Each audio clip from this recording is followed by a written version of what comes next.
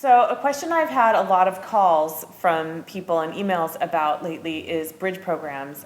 A lot of people have been asking about when they want to bridge to a classical program, say they've gone through a contemporary program or a different type of training, and they want to bridge to classical, but they don't know where to go. Okay. So tell me about that. Okay, so first of all, bridging to classical is broad statement. Yeah. To me. It might mean different things to different people, but to me it's pretty broad. Like, bridge to Romana's Pilates, is that what's considered classical, or bridge? I'm uncertain of what that answer is to that part of the question. But in saying that, because that's who I work with and that's really all I know, I don't know what other organizations do, is that Daria and Shari have just officially started a bridge program. Has this been going on unofficially in the past? Well, what's happened is that in the last decade, almost decade or whatever, I don't know, time just kind of all bleeds into one. But a lot of the people that have come into the program are already certified teachers. So a high percentage of our apprenticeship program involves retraining people that went down a different road, feel that they need more information, or that they want to connect with a different group. Yeah, because I guess that once you get into the program, you start to work, you start to discover more and more of what's out there. Maybe you didn't do your research, or it was convenient for you to go somewhere else, I don't know. And it doesn't really matter. But so we've been doing that for years now.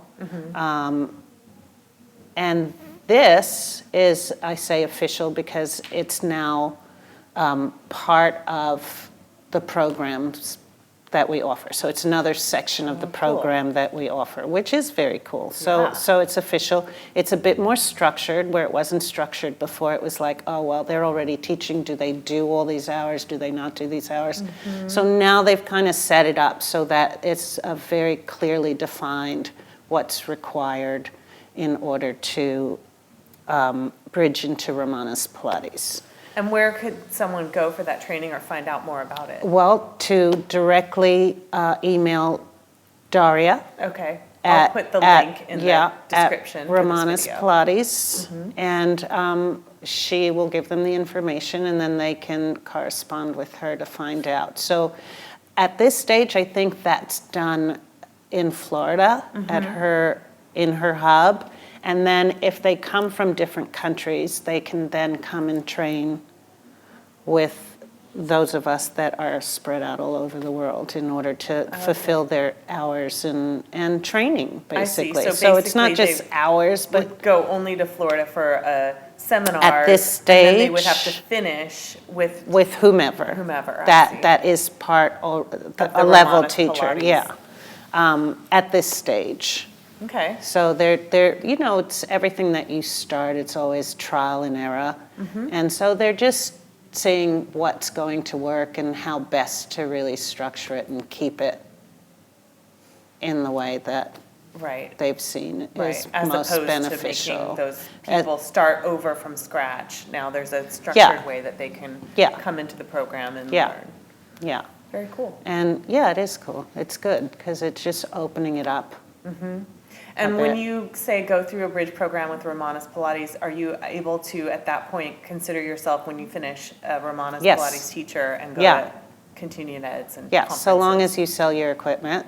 Right? Because that's the big issue at what stage of that training do you, if you're not using Gratz, or Basel, do you switch it all out. Classical equipment. Yeah. That's a rough one. That's a rough one because until you really know what you're doing.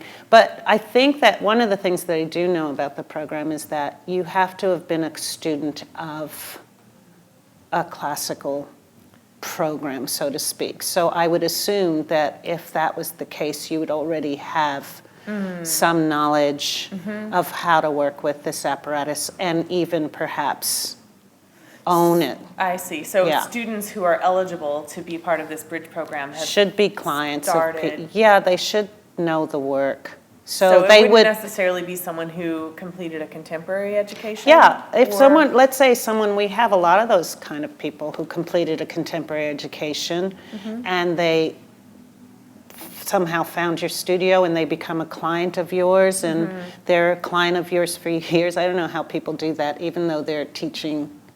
You know, Very maybe they're confusing, taking, but- it is confusing, but people do it. Yeah. And, you know, maybe they're taking a few things that they've learned from you about themselves and applying that to what it is they're doing. I would find that really difficult. But if they've been a client of yours and they stay, I've had that. You know, I had Where they a then person who was decide a to client of bridge. mine for 6 years and she became a really good advance. But then she never went beyond that. She just stopped. So I guess her idea was not to continue, and maybe it was too much for her to. I don't know. Who knows? Anyway, Yeah. and there are a lot of schools that were part of Romana's Pilates who are now doing their own thing. Those students obviously Are eligible. are as well. eligible as well. So would And the- that's how I understand it. I mean, to be 100% clear, I would advise contacting Daria. Right. And then just finding out what the requirements are Yeah. and if someone meets it, because you may well have been working out with someone for enough time to qualify. Yeah, exactly. Even if you didn't have a Yeah. classical certification to begin Yeah. with. Cool. All right. Thanks, Cynthia.